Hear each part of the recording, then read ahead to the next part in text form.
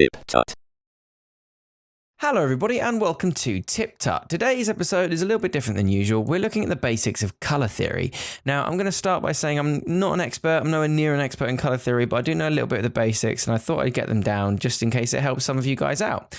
Now I've created this as an image which you can download from the description below. This is actually a 3840 by 1080 image that you can download and use as a desktop background. If you've only got one screen, then all you need to do is just split it down the middle and you can just use either one or have them on a rotation. If you've got a double screen setup like I do, you can just have this and it'll fit your screen perfectly.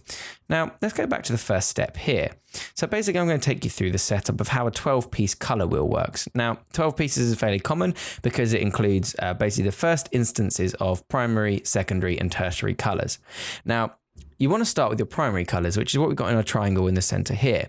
Yellow, blue, and red are called primary colors because you can't mix or form any other combination of colors to get them. So no matter how much you mix these colors, you'll never get yellow, blue, and red. That's why they're called primary, because they only exist in their own right. They can't be mixed, they can't be formed by other colors. This is what you start with. And say you take two of these colors and you mix them together, you'll create one of these three secondary colors. Say you mix yellow and red like this, you'll actually get orange. Now, this does seem fairly sort of simple and you all know it, I'm sure, but it informs what happens later on.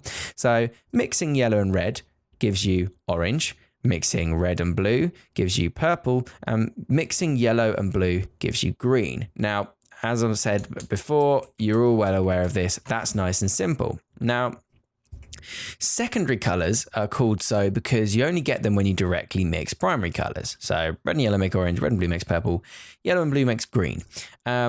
That's all simple enough. And where it starts to get a little bit more complicated is when it comes to tertiary. Now, tertiary colors are only formed by mixing a primary and a secondary color, hence why they've sort of got double-barreled names. Traditionally, they're called sort of yellow-orange, red-purple, blue-purple. You might know them better as sort of turquoise, things like that. But they tend to stick with this kind of double-barreled naming convention because then you understand exactly what's going on. So, say, for example, you were to mix red and yellow to get orange. Okay, and then you mixed orange and yellow. What you'd actually get is yellow-orange. Now, the way you'd explain that is mixing red and yellow gets you this orange here, okay? This one. So if you were then to mix this orange and this yellow, you'd get the color that's in between them, or yellow-orange. So you can see on the dots here, this is pure yellow, this is orange, and this is the yellow-orange that's in between them. Same, for example, if you were to mix this blue here, this pure blue, you can see it comes out from the edge of that triangle, and this purple, you'd get blue-purple in the middle. It's very simple as that. You mix the two colors either side and you get the one that's in the middle. You mix two colors either side, you get the one that's in the middle. Now, this color wheel is actually my favorite way of displaying it because you can see each point of this interior triangle here that we've got, they each point to a primary. So those are your three primaries, okay? Mixing these two colors here creates a triangle on the side.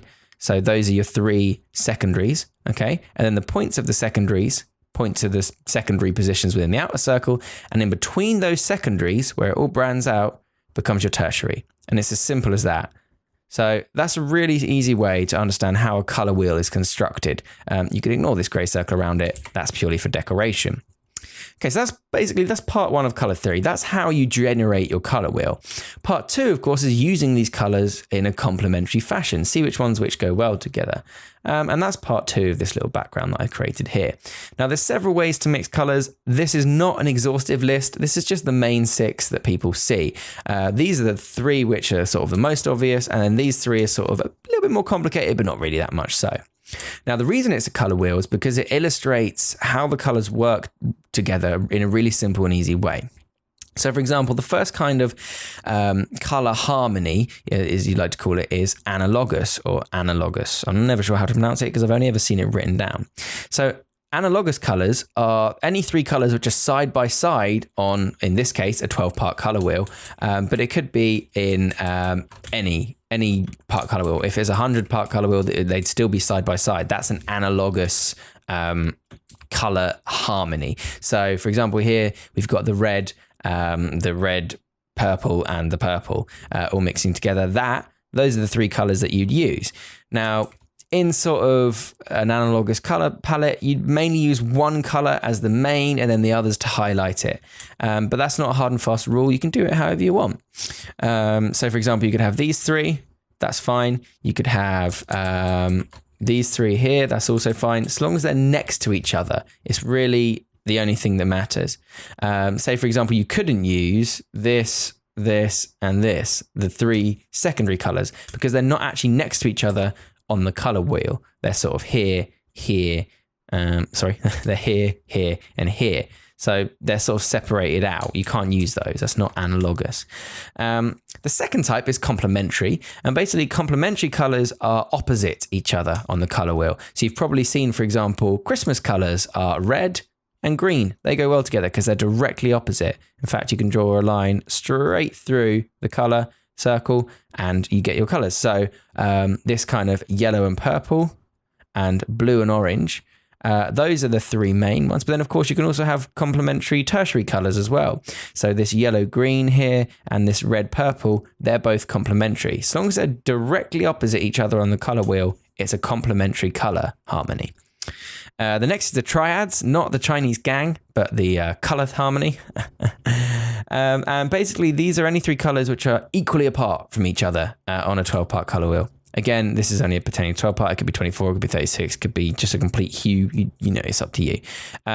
Basically, on a 12-part one, it means there's three sections between each color. So if we were to choose this orange here, to be equally apart, we need to leave a gap of 1, 2, 3. And that means we choose this green and then 1, 2, 3, and we choose this purple. And you see you've got 1, 2, 3 there. So you can actually form a triangle, hence triad. Yeah. So that's any three colors which are equally apart forms a triad color harmony. Makes sense so far. I'm sure you're with me. It's nice and simple. Color theory is not as daunting, as people seem to think. I kept hitting new layer there rather than delete layer. That is my fault. So that's triad. Now, split complementary is basically when we had complementary before, if we choose this purple, for example, the complementary would be directly opposite, which is a yellow.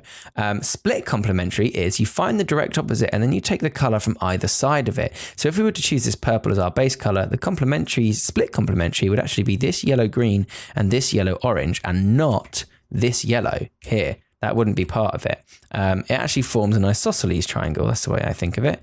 Where one side is shorter than the other two. So the triad was equal, which comes out like that.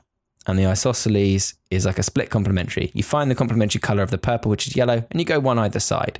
Nice and simple. Okay, so the last two that we've got on here are tetradic, which is a posh word for square, and it means it uses the two colors directly adjacent to any two complementary colors. So if we go back here and we choose the blue and orange, for example, we wouldn't actually use those. We'd use the colors adjacent to each, and it forms a square or a rectangle, if you want to be precise. So what we'd use is this red, this orange, this green, and this blue here. And that's tetratic or square, if you're not being posh. Actually, no, sorry, square is the next one. My fault entirely. Square is completely different. I'm a dummy. The square uses any four colors that are evenly spaced throughout the color wheel. So say, for example, on a 12-part color wheel, you'd have to have 2 points between each one. So if we were to choose this yellow orange, we need to use 1, 2, and then this one, 1, 2, and then this one, 1, 2, and then this one, 1, 2. And that forms an actual square. I'm super dumb. I'm sorry for confusing you. Hopefully you stuck around until that point. So that is different to tetradic because it's equidistant between all the points. And what that does is it creates like a nice kind of popping color palette, basically. Now, that's the basics of it, but there's a few things you need to be aware of when you're creating a color palette. And one of the things is how these colors interact on different backgrounds. Say, for example, I take this red here and I put it on our dark gray background. You can see that the red stands out, it's quite bold. But then say I take this white background instead and I create a square and fill it up with white. Okay. And then I take the same red and I put it on that background. Now, as you can see, the red there looks as if it's a bolder color than it does when it's on the dark gray background. And that's because the contrast is actually a lot higher. The same as if you take two colors, for example, this blue and this purple, and then we take, say, this green, the colors actually look slightly different, even though it's the same green. This might work better if it's sort of like an orange, maybe. Yeah, that looks a bit better. So that orange, for example, looks as if it's slightly more saturated than this one.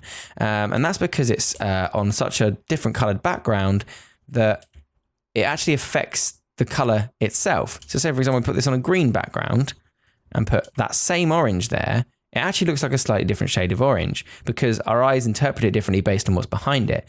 Now, if we were to connect those two together, our eyes suddenly understand that they are the same color. Now, it may not be totally apparent because I'm not sure what YouTube's going to do to crush the colors there, but I urge you to just sort of play around in Photoshop and things like that with different colored backgrounds and see just exactly what's going on. So every time we take this red and then we take a completely different one, this green, and then we put this kind of turquoisey blue, actually no, this bold red on each, and you can see that the colors do look different. This one looks a lot more bold, this one looks a lot more subdued, and then we connect them up and we can tell that they're the same color. Just some things to be aware of, basically. Now, I could keep going like way into color theory until I go blue in the face, but honestly, that's more than enough to be getting on with. You can download this file and go through it at your leisure in the description below. And if you want to share it around, do so. I'm really not bothered. You can do what you want with it. Just make sure maybe you point someone back to the channel if you found it useful. I, for one, will be putting the website that I found most of this information on in the description as well. So, hey, go check it out. Thanks very much for watching, everybody. I hope you enjoyed this episode, found it useful. A bit longer than the others, I'm sorry about that. But I'll still see you next time if you decide to stick around. And I hope you do, because that'd be good for me and my channel. Remember to subscribe for more tips, tricks, and tutorials. Thanks for watching.